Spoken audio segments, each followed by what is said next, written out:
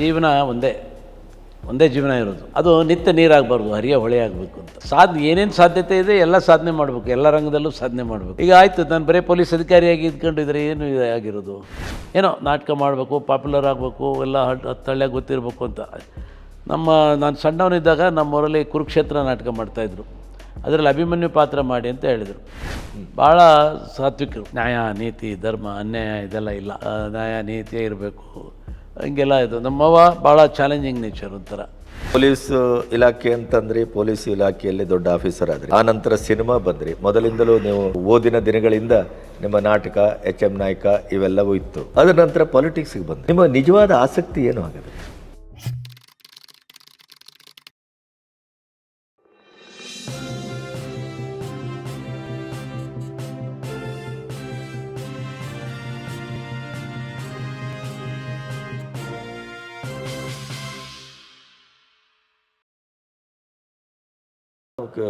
ನೀವು ರಾಜಕೀಯಕ್ಕೆ ಈಗ ಅಂಥ ಒಂದು ನಿಮ್ಮಲ್ಲಿ ನೋಡಿದ್ರೆ ಪೊಲೀಸ್ ಇಲಾಖೆ ಅಂತಂದ್ರಿ, ಪೊಲೀಸ್ ಇಲಾಖೆಯಲ್ಲಿ ದೊಡ್ಡ ಆಫೀಸರ್ ಆದ್ರಿ. ಆ ನಂತರ ಸಿನಿಮಾ ಬಂದ್ರಿ. ಮೊದಲಿಂದಲೂ ನೀವು ನಿಮ್ಮ ಓದಿನ ದಿನಗಳಿಂದ ನಿಮ್ಮ ನಾಟಕ, HM ನಾಯಕ ಇವೆಲ್ಲವೂ ಇತ್ತು. ಅದರ ನಂತರ ಪಾಲಿಟಿಕ್ಸ್ಗೆ ಬಂದ್ರಿ. ನಿಮ್ಮ ನಿಜವಾದ ಆಸಕ್ತಿ ಏನು ಹಾಗಾದರೆ? ನನ್ನ ಆಸಕ್ತಿ ಜೀವನ ಒಂದೇ ಜೀವನ ಇರೋದು. ಅದು ನಿತ್ಯ ನೀರಾಗಬಾರ್ದು, ಹರಿಯ ಹೊಳೆ ಆಗಬೇಕು ಅಂತ. ಏನೇನು ಸಾಧ್ಯತೆ ಇದೆ ಎಲ್ಲ ಸಾಧನೆ ಮಾಡಬೇಕು, ಎಲ್ಲ ರಂಗದಲ್ಲೂ ಸಾಧನೆ ಮಾಡಬೇಕು ಅಂತ. ಈಗ ಆಯಿತು, ನಾನು ಬರೀ ಪೊಲೀಸ್ ಅಧಿಕಾರಿಯಾಗಿ ಇದ್ಕೊಂಡಿದ್ರೆ ಏನು ಆಗಿರೋದು? ನಾನು ಫಾರ್ಮರ್ ಸನ್. ನಮಗೆ ಯಾವುದೇ ಗಾಡ್ ಫಾದರ್ಸ್ ಇಲ್ಲ. ನಮ್ಗೆ ಗಾಡ್ ಫಾದರ್ಸ್ ಇಲ್ಲದೆ ಬಂದಂಥವ್ರು. ಹಿನ್ನೆಲೆ ಕುಟುಂಬ ಏನು, ನಮ್ಮಪ್ಪ ರೈತರು, ಊರು ಪಟೇಲರು. ನಮ್ಮ ತಂದೆ ಕಾಲದಲ್ಲೇ 100 ಎಕರೆ ಜಮೀನಿತ್ತು. ನಾವು 8 ಜನ ಮಕ್ಕಳು, ಉಳಿದಂಥವ್ರು ಬದುಕಿದವರು 5 ಜನ ಹೆಣ್ಮಕ್ಳು, 3 ಜನ ಗಂಡು ಮಕ್ಕಳು. 5 ಜನ ಹೆಣ್ಮಕ್ಳು ಮದುವೆ ಆಗಿತ್ತೆ. ಅದರಲ್ಲಿ ಒಬ್ಬ ಅಕ್ಕ ತೀರ್ಕೊಂಡು ಇನ್ನು 4 ಜನ ಇದ್ದಾರೆ ಹೆಣ್ಮಕ್ಳು, 3 ಜನ ಬ್ರದರ್ಸು. ನನ್ನ ಎಲ್ಡರ್ ಬ್ರದರ್ ಊರಲ್ಲಿ ಅಗ್ರಿಕಲ್ಚರ್ ಮಾಡ್ತಾರೆ. ಯಂಗರ್ ಬ್ರದರ್ ಅಮೇರಿಕದಲ್ಲಿದ್ದಾನೆ, 35 ವರ್ಷ ಆಯಿತು ಅವನು ಹೋಗಿ. Software engineer. ಅವನು ಕೂಡ ಸಿನಿಮಾ ರಂಗಕ್ಕೆ ಬಂದು ಒಂದು ಸಿನಿಮಾ ಮಾಡಿದ. ಅವನು ಹಾಲಿವುಡ್ಡಲ್ಲಿ ಸ್ಕ್ರಿಪ್ಟ್ ರೈಟಿಂಗು ಇದ್ರ ಬಗ್ಗೆ ಡಿಗ್ರಿ ಕೂಡ ಪಡ್ಕೊಂಡಿದ್ದ. ಹಾಗೆ ಅಷ್ಟು ನಮ್ಮದು. ಆಮೇಲೆ ಭಾಳ ಕುಗ್ರಾಮ ನಮ್ಮದು, ಭಾಳ ಒಂದು ಚಿಕ್ಕ ಹಳ್ಳಿ, 80-90 ಮನೆ. ಈಗ ಸ್ವಲ್ಪ ಮನೆಗಳು ಜಾಸ್ತಿ ಆಗಿದ್ದಾವೆ ಅಂತ. ಸೊರಬ ತಾಲೂಕು ಎಲಿವಾಳ ಗ್ರಾಮ ಅಂತ ಮನೆ ಬರ್ತಾ ಇರೋದು. ನಮ್ಮ ಬಾರ್ಡ್ರ್ ಟು ಹಿರೇಕೆರೂರು, ಒಂದು ಫರ್ಲಾಂಗ್ ಬಾರ್ಡ್ರು. ನಮ್ಮದು ಇದು ಎಲ್ಲ ಬೆಳವಣಿಗೆ ಈ ಕಡೆನೇ. ಹಾಗಾಗಿ ನಾವು ಹಿರೇಕೆರೂರು ನಮ್ಮದು. ಇವನ್ ಸಂತೆ ಮಾಡೋದ್ರಿಂದ ಹಿಡ್ಕೊಂಡು ಒಂದು ಕಡ್ಡಿ ಪೆಟ್ಟಿಗೆ ತರಬೇಕಂದ್ರೆ ಚಿಕ್ಕೇರೂರಿಗೆ ಬಂದೇ ತರಬೇಕಾಗಿತ್ತು. ಆ ಥರದ್ದು ಕಾಂಟ್ಯಾಕ್ಟು ಈ ಕಡೆ ಬಂದೀವಿ ನಾವು. ಅದು ಹಿರೇಕೆರೂರು, ಎಲ್ವಾಳ ನನ್ನ ಹುಟ್ಟೂರು, ಅದು ನನ್ನ ಜನ್ಮಭೂಮಿ. ಹಿರೇಕೆರೂರು ನನ್ನ ಕರ್ಮಭೂಮಿ ರಾಜಕೀಯದಲ್ಲಿ. ಜನ್ಮಭೂಮಿಗೆ ಏನು ಮಾಡಿದಿರಿ? ಜನ್ಮಭೂಮಿಗೆ ರೋಡ್ಸ್ ಮಾಡಿಕೊಟ್ಟಿದ್ದೀವಿ, ಕುಡಿಯೋ ನೀರಿಂದು ಮಾಡಿಕೊಟ್ಟಿದ್ದೀವಿ. ಮೊನ್ನೆ ರೀಸೆಂಟಾಗಿ ನಮ್ಮ ಬ್ರದರು ಅಮೇರಿಕಕ್ಕೆ ಇದ್ದಾನೆ, ಅವನು ಒಂದು ಕಂಪ್ಯೂಟ್ರ್ ತಗೊಂಬಂದ. ನಮ್ಮೂರು ಸ್ಕೂಲ್ ಮಕ್ಕಳು ಕಂಪ್ಯೂಟ್ರ್ ಕಲಿ ಅಂತ ಕಂಪ್ಯೂಟ್ರ್ ಇನಾಗ್ರೇಷನ್ ಹೋದಾಗ ಆ ಸ್ಕೂಲ್ ರೂಮ್ ನೋಡಿ, ನಾವು ಓದಿದ ಶಾಲೆ ಅಂಥೇಳಿ ನಾನು ವಾಗ್ದಾನ ಮಾಡಿದೆ, ಒಂದು ರೂಮ್ ಕಟ್ಸ್ಕೊಡ್ತೀನಿ ಅಂತ. ಈಗ ಕೆಲಸ ನಡೀತಾ ಇದೆ.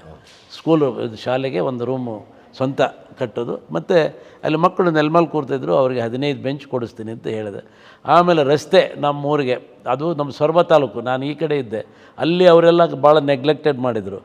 ಹಿಂದೆ ರೇವಣ್ಣ ಮಂತ್ರಿಯಾಗಿದ್ದಾಗ 90 ಲಕ್ಷ ಖರ್ಚು ಮಾಡಿ 6 ಕಿಲೋಮೀಟ್ರ್ ರಸ್ತೆ. ನಾನು ಹೇಳಿದೆ, ನಮ್ಮ ಸ್ವಂತ ಊರಿಗೆ ಹೋಗೋ ರಸ್ತೆ ರೇವಣ್ಣ, ಇದು ಕೊಡಬೇಕು ಅಂದಾಗ ಪಾಪ ಅವಾಗ ಕೊಟ್ಟಿದ್ದರು. ಈಗ ಮತ್ತೆ ಅವರು ಇದಕ್ಕೆ 2018 ಆದಮೇಲೆ ಬಂದಾಗ ಮತ್ತೆ ನಾನು ಅದೇ ರಸ್ತೆಗೆ ಈಗ 6 ಕೋಟಿ ರೂಪಾಯಿ ಹಾಕಿ ರಸ್ತೆ ಮಾಡಿದ್ವಿ. ಕುಡಿಯೋ ನೀರಿನ ಯೋಜನೆ ನಮ್ಮ BJP ಸರ್ಕಾರ ಬಂದಾಗ ಯಡಿಯೂರಪ್ಪನವರು ಅಲ್ಲಿ ಮೂಡಿ ಎತ್ತಿನ ಹಳ್ಳಿಗಳಿಗೆ ಆಗಿದೆ. ಇದು ಕೆರೆ ತುಂಬಿಸಂಥ ಯೋಜನೆ ಕೂಡ ಆಗಿದೆ. ಕುಟುಂಬದ ಹಿನ್ನೆಲೆ ಹೇಗಿತ್ತು ನಿಮ್ಮ ತಂದೆಯವ್ರ ಕಾಲದಲ್ಲಿ?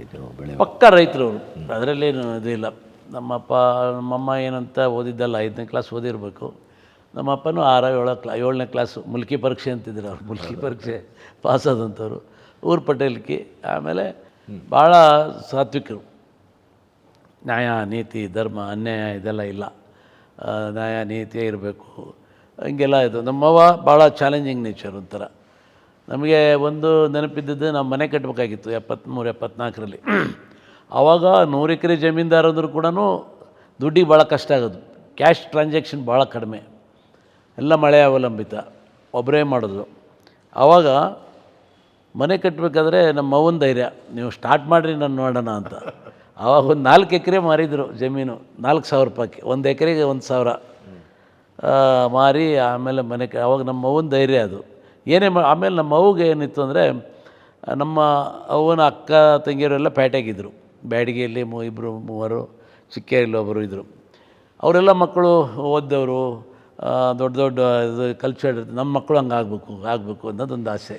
ಅದಕ್ಕೆ ಮಕ್ಕಳನ್ನ ಓದಿಸ್ಬೇಕು, ಮಕ್ಕಳಿಗೆ ಇದು ಮಾಡಬೇಕು ಅಂತ. ಅದು ಆ ರೀತಿ ಆ ಕ್ಯಾರೆಕ್ಟ್ರ್ ನನಗೆ ಬಹುತೇಕ ನಮ್ಮ ತಾಯಿ ಕ್ಯಾರೆಕ್ಟ್ರ್ ನನಗೆ ಬಂತು ಅಂತ ಅಂದ್ಕೊತೀನಿ. ಸೊ ರೈತರಾಗಿದ್ದು ಈಗೂ ಕೂಡ ಲ್ಯಾಂಡ್ಸ್ ಅಷ್ಟೇ ಇದೆ. ಈಗಿನ ಸ್ವಲ್ಪ ಜಾಸ್ತಿ ಏನು ಮಾಡಿಲ್ಲ, ಒಂದು ಭಾಳ ಒಂದು 10-20 ಎಕರೆ ಜಾಸ್ತಿ ತಾಗಿರ್ಬೇಕಷ್ಟೇ, ಅದೇ ಲ್ಯಾಂಡ್ಸ್ ಈಗ. ಬಟ್ ಈಗ ಡೆವಲಪ್ಮೆಂಟ್ ಅಗ್ರಿಕಲ್ಚರ್ ಎಲ್ಲ ಇದಾಗಿ ಈಗೆಲ್ಲ ಅಡಿಕೆ ತೋಟ ಇದೆಲ್ಲ ಆಗಿತ್ತು, ಈಗೂ ಮಾಡ್ತಾಯಿದ್ವಿ. ಈಗೂ ಕೂಡ ನಾನೀಗ 35-40 ಎಕರೆ ಅಡಿಕೆ ಆಗ್ತಾಯಿದೆ ನಂದು. ನಾ ಈಗ ಊರಿಗೆ ಹೋದರೆ ಈಗ ಆರಾಮಾಗಿದ್ದೀನಿ.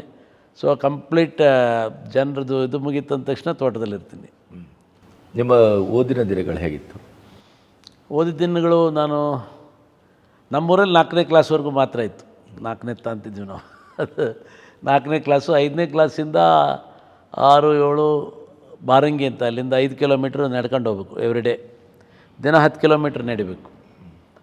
ಆ ಮಳೆಗಾಲದಲ್ಲಿ ಇಷ್ಟು ನೀರು ಬರೋದು, ಕೆರೆಗಳು ಕಟ್ಟೆಗಳು, ಅದರಲ್ಲಿ ನಡ್ಕೊಂಡು ಹೋಗೋದು ಕೆಸರಲ್ಲಿ ಭಾಳ ಕಷ್ಟ. ಆಮೇಲೆ ಬೆಳಗ್ಗೆ ಮನೆಯಲ್ಲಿ ಊಟ ಮಾಡಿ ಹೋದರೆ ಸಾಯಂಕಾಲಕ್ಕೆ ಬಂದೇ ಊಟ ಮಾಡಬೇಕು. ಆವಾಗ ಅಲ್ಲಿ ಬಾರಂಗಿಯಲ್ಲಿ ಒಂದು ಬಾಸೂರು ಮನೆ ಅಂತ, ಅಲ್ಲಿ ಅವರು ನಮ್ಮ ಮನೆ ಊಟ ಮಾಡಲಿ ಅನ್ನೋರು. ಪಾಪ ಅಲ್ಲಿ ಹೋದೆ, ಒಂದು ಯಾಕೋ ಮನಸ್ಸು ಇದು ಆಗಲಿಲ್ಲ. ಮಧ್ಯಾಹ್ನ ಊಟ ಅವ್ರ ಮನೆ ಹೋಗಿ ಮಾಡೋದು. ಆಮೇಲೆ ಅದು ಬಿಟ್ಟು ಊಟನೂ ಕಟ್ಕೊಂಡು ಹೋಗ್ತಿದ್ದಿಲ್ಲ ನಾವು. ಬೆಳಗ್ಗೆ ಊಟ ಮಾಡೋದು, ಸಾಯಂಕಾಲ ಬಂದೇ ಊಟ ಮಾಡೋದು. ಕಷ್ಟಪಟ್ಟು ಓದಿದ್ವಿ. ಆಮೇಲೆ ಹೈಸ್ಕೂಲಿಗೆ ಬಂದಮೇಲೆ ಚಿಕ್ಕೇರೂರಿಗೆ ಬಂದ್ವಿ. ಚಿಕ್ಕೇರೂರಲ್ಲಿ ಹಾಸ್ಟೆಲ್ ಸರಿ ಇರಲಿಲ್ಲ. ಆವಾಗ ನಾವೇ ಅಡುಗೆ ಮಾಡ್ಕೊಂಡು ಊಟ ಮಾಡ್ತಿದ್ವಿ, ನಾನು, ನಮ್ಮ ಅಣ್ಣ, ಇನ್ನೊಬ್ಬ ಶಿವನಗೌಡ ಅಂಥೇಳಿ. IFS ಆಯಿತು ಒಂದು. IFS ಆಗಿ ಪ್ರಿನ್ಸಿಪಲ್ ಕನ್ಸರ್ವೇಟರ್ ಆಗಿ ರಿಟೈರ್ಡ್ ಆಗಿ ಎಕ್ಸ್ಪೈರ್ಡ್ ರೀಸೆಂಟ್ಲಿ. ನಾವೆಲ್ಲ ಅಲ್ಲಿ ಹೈಸ್ಕೂಲುವರೆಗೂ ಹಿರೇಕೆರೂರು, ಚಿಕ್ಕೇರೂರಲ್ಲಿ ಓದಿದೆ. ಆಮೇಲೆ ಕಾಲೇಜ್ ದಾವಣಗೆರೆಗೆ ಹೋದೆ. First PUC, second PUC, first year, second year BAವರೆಗೂ ದಾವಣಗೆರೆಯಲ್ಲಿ ಇದು ಸಿರಿಗೆರೆ ಹಾಸ್ಟೆಲಲ್ಲಿದ್ದು ಓದಿದ್ವಿ. ನಾವು ಹೈಸ್ಕೂಲಲ್ಲಿ ಇದ್ದಾಗ ನಮಗೆ ವಾರಕ್ಕೆ ₹1 ಕೊಡೋರು ಖರ್ಚಿಗೆ. ಮನೆಯಿಂದ ಅಕ್ಕಿ ತಗೊಂಡು ಹೋಗೋದು, ಸ್ಟೋವ್ ಇಟ್ಕೊತಿದ್ವಿ. ಸಾರು ಮಾಡೋಕ್ಕೂ ಬರ್ತಿಲ್ಲ. ನಮ್ಮವ್ವ ತಂಬಳಿ ಅಂತಿದ್ದೆ ನಮ್ಮ ಕಡೆಗೆ, ಅದನ್ನು ಕಲಿಸ್ಕೊಡೋರು. ಅವ್ರು ಹೇಳೋದು, ಅಡುಗೆ ಹೆಂಗಪ್ಪ ಮಾಡೋದು ಅಂದರೆ, ಅಕ್ಕಿ ಹಾಕಿಬಿಟ್ಟು ಮೇಲೆ 2 ಇಂಚ್ ನೀರು ಇಟ್ಬಿಟ್ರೆ ಬತ್ತಕ್ಕಿ ಅನ್ನ ಆಗುತ್ತೆ. ಆಮೇಲೆ ಈ ತಂಬಳಿನ ನೀರಲ್ಲಿ ಕಲಸಿ ಕಾಯಿಸಿದ್ರೆ ಸಾರಾಯ್ತು. ಚಟ್ನಿ ಪುಡಿ ಇದೆಲ್ಲ ತಗೊಂಡೋಗಿ. ಆಮೇಲೆ ವಾರಕ್ಕೆ ₹1 ಖರ್ಚಿಗೆ ಕೊಡೋರು ನಮ್ಮಪ್ಪ. ತೆಂಗಿನಕಾಯಿ ಮಾರಕ್ಕೆ ಬರೋರು ಚಿಕ್ಕೇರೂರಿಗೆ. ಮಾಡಕ್ಕೆ ಬಂದು ಬುಧವಾರ ದಿವಸ ಸಂತೆ. ನಾವು ಅವತ್ತು ಬೆಳಗಿನ ಕ್ಲಾಸ್ ಇರೋದು 12 ಗಂಟೆಗೆ ಸ್ಕೂಲ್ ಮುಗಿಸ್ಕೊಂಡು ಅವ್ರ ಹತ್ರ ಹೋಗಿ ನಿಂತ್ಕೋಬೇಕು ಸಾಯಂಕಾಲಕ್ಕೂ. ಸಾಯಂಕಾಲಕ್ಕೆ ₹1 ಕೊಡೋರು. ಅದು ಅವಾಗ ಅದು ₹1ದಲ್ಲಿ ಯಾವಾಗ ಉಳಿತಂದರೆ ಒಂದು ದೋಸೆ ತಿನ್ನೋದು, 10 ಪೈಸಕ್ಕೆ ಒಂದು ದೋಸೆ 15 ಪೈಸೆ. ಆಮೇಲೆ ನನಗೇನಂದರೆ ಹೋಟ್ಲಲ್ಲಿ ಊಟ ಮಾಡ್ಬೇಕಂತ ಭಾರಿ ಆಸೆ. ಒಂದು ಶ್ರೀನಿವಾಸ್ ಲಂಚ್ ಹೋಮ್ ಅಂತ ಇತ್ತು. ನಾನೇನು ಮಾಡ್ತಿದ್ದೆ, ಮನೆಯಿಂದ ಸ್ವಲ್ಪ ಅಕ್ಕಿ ಜಾಸ್ತಿ ತಗೊಂಡು ಹೋಗ್ಬಿಡ್ತಾಯಿದ್ವಿ. ತಗೊಂಡು ಶನಿವಾರ ದಿವಸ ಅದನ್ನು ಹೋಗಿ ಮಾರಿಬಿಡೋದು ಅಂಗಡಿಯಲ್ಲಿ. ಮಾಡಿ ₹1 ಬರೋದು, ಹೋಗಿ ಒಂದು ಹೋಟ್ಲಲ್ಲಿ ಊಟ ಮಾಡಿ ಹೋಗ್ತಾಯಿದ್ವಿ. So high school. ಕಾಲೇಜಲ್ಲಿ PUC 1 ಇಯರ್ ಅಡುಗೆ ಮಾಡ್ಕೊಂಡು ಊಟ ಮಾಡಿದ್ವಿ ದಾವಣಗೆರೆ. ಆಮೇಲೆ ಹಾಸ್ಟೆಲ್ ಸೇರಿದೆ. ಫೈನಲ್ ಇಯರ್ ಶಿವಮೊಗ್ಗ ಬಂದೆ. ಶಿವಮೊಗ್ಗ ನಮ್ಮ ಕಜಿನ್ನು ಬಸವರಾಜ್ ಅಂತೇಳಿ ಅಡ್ವೊಕೇಟ್ ಇದ್ದರು, ಅವರು ಶಿವಮೊಗ್ಗಲ್ಲಿ ಓದ್ತಿದ್ರು. ಅವ್ರ ಜೊತೆಗೆ ನಾನು ಬಂದೆ. ಅಲ್ಲಿ ಮೀನಾಕ್ಷಿ ಲಾಡ್ಜಲ್ಲಿ ನಮ್ಮ ಶ್ರೀಧರ್ ಅಂತ, ಕೋಟೆಕೊಪ್ಪ ಶ್ರೀಧರ್ ಅಂತ ಇದ್ದರು. ಅವರು ರೂಮ್ಮೇಟ್ಸು. ನಾನು ಅವ್ರ ರೂಮಲ್ಲಿ ಇದ್ಕೊಂಡು 1 ವರ್ಷ ಓದಿದ್ವಿ. ಆವಾಗ ನನಗೆ ಆ ಶ್ರೀಧರ್ ಅವರು ನಾನ್ ವೆಜ್ ತಿನ್ನೋದು ಕಲಿಸಿದ್ರು ನನಗೆ. ಅವಾಗ ಅವರು ಪ್ರಿಯಾನ್ ರೆಫ್ರಿಜರೇಷನ್ ಅಂತ ಮಾಡಿದ್ರು. ವಾರಕ್ಕೆ ಒಂದು ಸರಿ ಅವಾಗ ಕರ್ಕೊಂಡೋಗಿ ಹೋಟ್ಲಲ್ಲಿ ಊಟ ಮಾಡಿಸ್ತಾಯಿದ್ರು. ಸೊ ಅದು ಒಂಥರ ಶಿವಮೊಗ್ಗ ಬಂದಮೇಲೆ ಲೈಫ್ ಒಂಥರ ಚೇಂಜ್ ಆಯಿತು. ಅಲ್ಲಿ ಬಂದಮೇಲೆ ಕೋ ಎಜುಕೇಷನ್ನು ಅದು ಆಯಿತು ಒಂದು. ಆಮೇಲೆ ಈ ನನ್ನ ಮೊನೋ ಆ್ಯಕ್ಟಿಂಗ್ ಅದೆಲ್ಲ ಮಾಡಿ ಕಾಲೇಜಲ್ಲಿ ಸ್ವಲ್ಪ ಎಲ್ಲ ಫೇಮಸ್ ಆಗ್ತದೆ. ಅಲ್ಲಿಂದಲೇ ಶುರು ಮಾಡಿದ್ರೆ? ಅಲ್ಲಿಂದಷ್ಟೇ. ಇನ್ ಬಿಟ್ವೀನ್ ಏನಾಗಿತ್ತು ಅಂದರೆ, ನಾನು ಮೊದಲಿಂದ ನನಗೆ ನಾಟಕ ಆಡಬೇಕು ಅಂತ ಆಸೆ. ಏನೋ ನಾಟಕ ಮಾಡಬೇಕು, ಪಾಪ್ಯುಲರ್ ಆಗಬೇಕು, ಎಲ್ಲ ಹತ್ತಳ್ಳಿಯಾಗ ಗೊತ್ತಿರಬೇಕು ಅಂತ. ನಾನು ಸಣ್ಣವನಿದ್ದಾಗ ನಮ್ಮೂರಲ್ಲಿ ಕುರುಕ್ಷೇತ್ರ ನಾಟಕ ಮಾಡ್ತಾಯಿದ್ರು. ಅದರಲ್ಲಿ ಅಭಿಮನ್ಯು ಪಾತ್ರ ಮಾಡಿ ಅಂತ ಹೇಳಿದರು. ನಾನು ಆಯ್ತು ಅಂತ ಒಪ್ಕೊಂಡೆ. ಆದರೆ ನಮ್ಮ ಮನೆಗೆ ಕಳಿಸ್ಲಿಲ್ಲ. ಈ ಸಿನಿಮಾ ನಾಟಕಕ್ಕೆ ಹೋದರೆ ಮಕ್ಕಳು ಹಾಳಾಗ್ಬಿಡ್ತಾರೆ ಅಂತ ಬೀಡಿ ಸೇದೋದು ಕಲಿತಾರೆ, ಕೆಟ್ಟ ಚಟಗಳಿಗೆ ಹೋಗ್ತಾರೆ ಅನ್ನೋ ಭಾವನೆ. ಆಮೇಲೆ ಅದಾಗಲಿಲ್ಲ. ಕೊನೆಗೆ ಸೆಕೆಂಡ್ ಇಯರ್ BA ಮಾಡಿ ಊರಿಗೆ ಹೋದಾಗ ನಮ್ಮೂರಲ್ಲಿ ಒಂದು ನಾಟಕ ಮಾಡ್ತಾಯಿದ್ರು, ಸೌಭಾಗ್ಯಲಕ್ಷ್ಮಿ ಅಂತ. ಆ ನಾಟಕದಲ್ಲಿ ಒಬ್ಬ ಪಾತ್ರಧಾರಿ ವಿಲನ್ ನಾಗೇಶ್ ಅಂತ ಒಂದು ಪಾತ್ರ ಮಾಡಿದವನು ಕೈ ಕೊಟ್ಟು ಹೋಗ್ಬಿಟ್ಟಿದ್ದ. ಅವನು ಹೊಸ್ದಾಗಿ ಮದುವೆ ಆಗಿತ್ತು, ಪಾತ್ರ ಕೈ ಕೊಟ್ಟು ಹೋಗ್ಬಿಟ್ಟ. ನನಗೆ 10 ಡೇಸಲ್ಲಿ ಆ ಪಾತ್ರ ಮಾಡಿದೆ. ಆವಾಗ ದೊಡ್ಡವನಾಗಿದ್ದನಲ್ಲ, ನಮ್ಮ ಮನೆಗೇನು ಅಬ್ಜೆಕ್ಷನ್ ಮಾಡಲಿಲ್ಲ. ಆವಾಗ ಆ ನಾಟಕ ಭಾಳ ಫೇಮಸ್ ಆಯಿತು. ಅದಾದಮೇಲೆ ಡಿಗ್ರಿ ಇದು ಶಿವಮೊಗ್ಗದಲ್ಲಿ ಇದೆಲ್ಲ ಮೌನ ಆ್ಯಕ್ಟೆಲ್ಲ ಆಯಿತು. ಡಿಗ್ರಿ ಆದಮೇಲೆ ನನಗೆ ಆ ಕುರುಕ್ಷೇತ್ರ ನಾಟಕ ಮಾಡಬೇಕು ಅನ್ನೋ ಆಸೆ ಮೈಂಡಲ್ಲೇ ಇತ್ತು ನನಗೆ, ಮೈಂಡಲ್ಲೇ ಇತ್ತು. ಆಮೇಲೆ ಊರಲ್ಲೂ ಮತ್ತೆ ಕುರುಕ್ಷೇತ್ರ ನಾಟಕ ಸ್ಟಾರ್ಟ್ ಮಾಡಿದ್ವಿ. ಆವಾಗ ನಾನು ದೊಡ್ಡವನಾಗಿದ್ದೆ, ಭೀಮನ ಪಾತ್ರ ಮಾಡಿದೆ ನಾನು. ಆವಾಗ ಮಾಡಿ ಕುರುಕ್ಷೇತ್ರ ಭಾಳ ಫೇಮಸ್ ಆಯಿತು. ಅದಾದಮೇಲೆ ಹಂಗೆ ನಾಟಕದ ಇದು. ಆಮೇಲೆ ಪೊಲೀಸ್ ಇಲಾಖೆ ಸೇರಿದೆ. ಪೊಲೀಸ್ ಇಲಾಖೆ ಕನಸು ಹೇಗೆ ನಿಮಗೆ? ನಾನು ದಾವಣಗೆರೆಯಲ್ಲಿ ಓದಂಥ ಸಂದರ್ಭದಲ್ಲಿ ಒಬ್ಬರು ಪೊಲೀಸ್ ಆಫೀಸರ್ ಶಿವಣ್ಣ ಅಂತ ಅವ್ರು ಒಳ್ಳೆ ಬುಲೆಟಲ್ಲಿ ಇದೆಲ್ಲ ಬರೋದು ನೋಡಿದರೆ ನನಗೆ ಇಂಪ್ರೆಸ್, ನಾನು ಹಿಂಗಾಗಬೇಕು ಅಂತೇಳಿ. ಆಮೇಲೆ ನನಗೆ ಆಗಬೇಕು ಸಬ್ ಇನ್ಸ್ಪೆಕ್ಟ್ರ್ ಅಂತ ಆಸೆ ಇತ್ತು.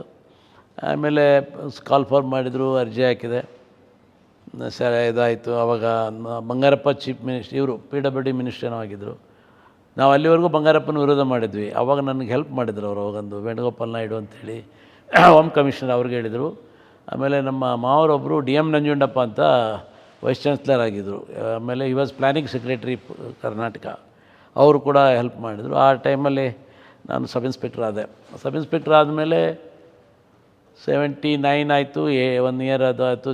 ತಿಪ್ಟೂರಲ್ಲಿ 1 ವರ್ಷ ಪ್ರೊಬೇಷನರ್ ಇದೆ. ಅಲ್ಲಿಂದ ಪೋಸ್ಟಿಂಗ್ ಆಯಿತು ಬಳ್ಳಾರಿ ಜಿಲ್ಲೆ ಕುರುಗೋಡಲ್ಲಿ 2 years I was very successful and terrible sub inspector ನಾನು ನೋಡಿ. ಎಲ್ಲ ಇತಿಹಾಸ ಸೃಷ್ಟಿ ಮಾಡೋದು. ಅಲ್ಲಿಂದ ಕಂಪ್ಲಿಗೆ ಪೋಸ್ಟಿಂಗ್ ಆಯಿತು. ಕಂಪ್ಲಿಯಲ್ಲಿ ಕಲಾವಿದರು ಜಾಸ್ತಿ ಇದ್ದರು. ಆವಾಗ ಅಲ್ಲಿ ನಟರಾಜ್ ಕಲಾ ವಿಜಯ ಸಂಘ ಅಂತ ಇತ್ತು. ಅಲ್ಲಿ ಎಲ್ಲ ಜನ ಬಂದು, ಇಲ್ಲ ಇದಕ್ಕೆ ಒಂದು ಗ್ರೀನ್ ರೂಮ್ ಕಟ್ಸೋಣ, ಒಂದು ನಾಟಕ ಆಡೋಣ ಅಂತಂದು.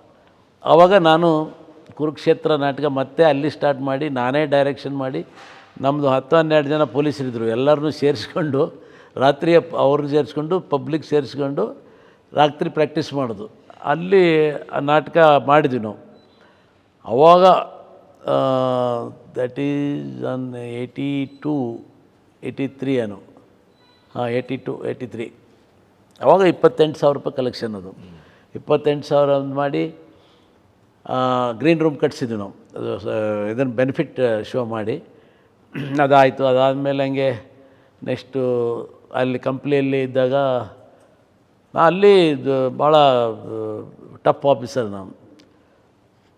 ಕಂಪ್ನಿಯಲ್ಲಿದ್ದಾಗ ಏನಾಯಿತು,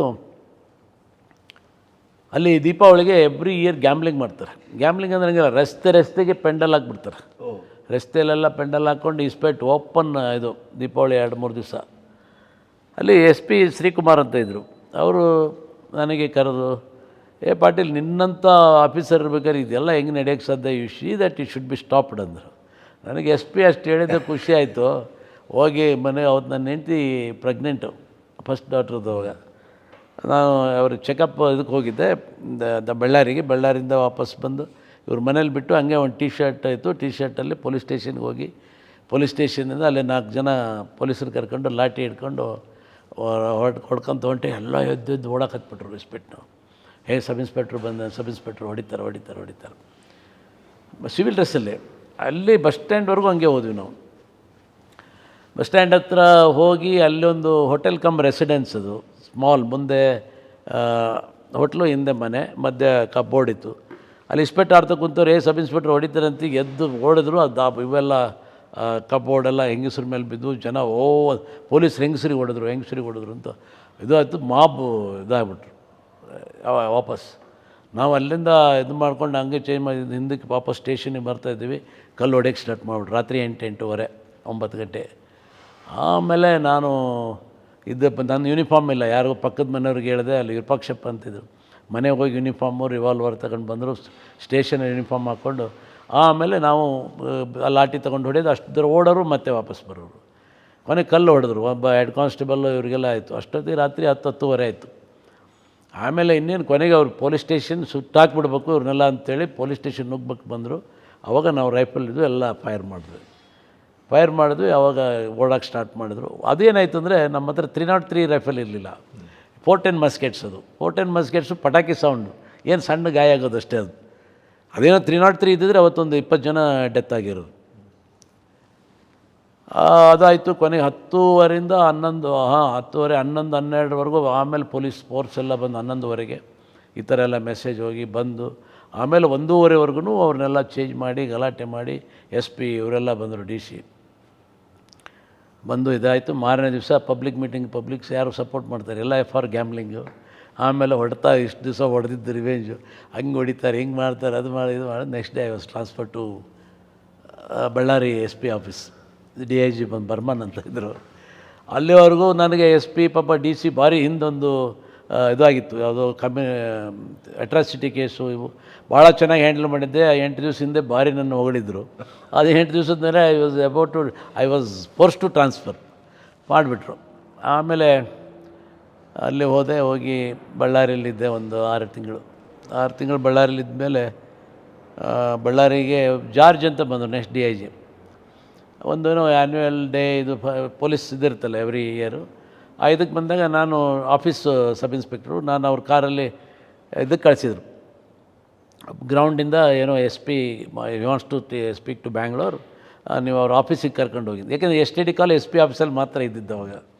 ಅಲ್ಲಿಂದ ಬಂದ್ವಿ, ಅವ್ರ ಕಾರಲ್ಲಿ ಕರ್ಕೊಂಬಂದರು. ಆಮೇಲೆ ಕೇಳಿದ್ರು, ಯಾರು ನೀನು, ಏನು? ನಾನು ಹಿಂಗೆ ಸಬ್ ಇನ್ಸ್ಪೆಕ್ಟ್ರು, ಈ ಥರ ಆಯಿತು ಸರ್, ನಾನು ಚೇಂಜ್ ಮಾಡಿದ್ದಾರೆ. ಆಯಿತು ಅಂಥೇಳಿ ನೆಕ್ಸ್ಟ್ ಡೇನೇ ಅವ್ರು ಹೋಗಿ ನನಗೆ ಅಲ್ಲಿಂದ ಟ್ರಾನ್ಸ್ಫರ್ ಮಾಡಿ ದಾವಣಗೆರೆಗೆ ಹಾಕ್ಕೊಂಡ್ರು. ಸೊ ದಾವಣಗೆರೆಗೆ ಬಂದೆ. ದಾವಣಗೆರೆ ಗಾಂಧಿನಗರದಲ್ಲಿದ್ದೆ. ಅಲ್ಲಿ 6 ತಿಂಗಳು ಇದ್ದೆ. ಅದಾದಮೇಲೆ ತೆಗೆದು ಅಲ್ಲಿಂದ ಚೇಂಜ್ ಮಾಡಿ ಟ್ರಾಫಿಕ್ ಕೊಟ್ಟರು. ಟ್ರಾಫಿಕಲ್ಲಿ ರೆವಲ್ಯೂಷನರಿ ಚೇಂಜಸ್ ತಂದೆ ಹೇಳಿ ಸ್ವಲ್ಪ. ದಾವಣಗೆರೆಯಲ್ಲಿ ಇಡೀ ದಾವಣಗೆರೆ ಸಿಟಿಗೆ ಒಬ್ಬ traffic sub inspector. White dress introduce ಮಾಡಿದ್ದೆ ನಾನು. ಆವಾಗ ನನಗೆ ಟ್ರಾಫಿಕ್ ಟ್ರೈನಿಂಗ್ ಎಲ್ಲ ಆಯಿತು. ಟ್ರಾಫಿಕ್ ಇದೆಲ್ಲ ಮಾಡಾದಮೇಲೆ ನೆಕ್ಸ್ಟ್ ಒಬ್ಬರು DIG ಬಂದು ಆಳ್ವ ಅಂತ. ಆ ಮನುಷ್ಯ ಬಂದು ನನಗೆ ಅವನೊಂಥರ ಹಿಂದೆ ಅವ್ರ ಜೊತೆಗೆ ಯಾರು ಕ್ಲೋಸ್ ಇರ್ತಾರೆ ಅವ್ರನ್ನ ಚೇಂಜ್ ಮಾಡೋದು.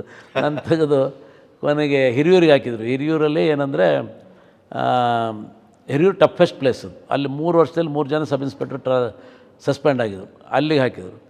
ಅಲ್ಲಿ ಹೋದೆ ನಾನು. ಅದೇ ನಂದು ಇದೇ ಹಳೆ ಚಾಳಿ ಚಾಲು ಮಾಡಿದೆ, ಹೊಡ್ತಾ ಬರೆದು ಎಲ್ಲ ರೌಡೀಸ್ಗೆ ಇದು ಎಲ್ಲ ಅದಾಯಿತು. ಅದಾದಮೇಲೆ ಏಕಂತಯ್ಯ ಮಿನಿಸ್ಟ್ರ್ ಆಗಿದ್ರು ಅವಾಗ. ಅಲ್ಲೊಂದು ರಾಬ್ರಿ ಆಗಿತ್ತು. ಆ ರಾಬ್ರಿ ನೋಡೋಕ್ಕೆ ಅವ್ರು ಬಂದರೆ ನಾನು ಹೋಗಿ ಚಾರ್ಜ್ ತೊಗೊಂಡು ಒಂದು 15 ದಿವಸ ಆಯಿತು. ಬಂದಮೇಲೆ ಬಂದರು. ನಾನು ಮೊದಲು ದಾವಣಗೆರೆಗಿದ್ದಾಗ ಎಲ್ಲ ಬರ್ತಾಯಿದ್ರು, ನಾನು ನೋಡಿದ್ರು ಅವರು. ಆಮೇಲೆ ಅಲ್ಲಿ ಬಂದರು, ಅದು ಯಾರ್ದು ಮನೆ ಅಲ್ಲಿ ವಿಸಿಟ್ ಮಾಡಿದ್ರು. ಬಂದು ಹೋಗ್ರೆ ಅಲ್ಲಿ ನೀನು ಬಂದು ನಾನು ಭೇಟಿ ಮಾಡು ಅಂದರು. ನಾನು ಅಂದ್ಕೊಂಡೆ ಈ ಹೊಡ್ತಾ ಇಲ್ಲ, ಜನ ಕಂಪ್ಲೇಂಟ್ ಮಾಡಿದ್ದಾರೆ, ಮಿನಿಸ್ಟ್ರು ನನ್ನ ಮೇಲೆ ಕಣ್ಣು ಬಿದ್ದಿದೆ, ನನ್ನ ಚೇಂಜ್ ಮಾಡೋಕೆ ಏನೋ ಕರೀತಾರೆ ಅಂತ ಕರೆದು. ಆಮೇಲೆ ಭಾಳ ಒಳ್ಳೆ ಕೆಲಸ ಮಾಡ್ತಾಯಿದ್ದೀಯ, ಹಿಂಗೆ ಬಾರಿಸಿ ಸುಳ್ಳೆ ಮಕ್ಕಳಿಗೆ ಅಂದರು. ಎದ್ರಕ್ಕೆ ಹೋಗೋಣ, ನಾನು ಇದ್ದೀನಿ, ನೀನು ಹಿಂಗೆ ಮುಂದುವರಿ ಅಂದರು. ಆ ಊರಲ್ಲಿ ಇದು ಬೇಕಾಗಿತ್ತು. ಸೊ ಆಮೇಲೆ I was very successful sub inspector in that place for 3 years 9 months.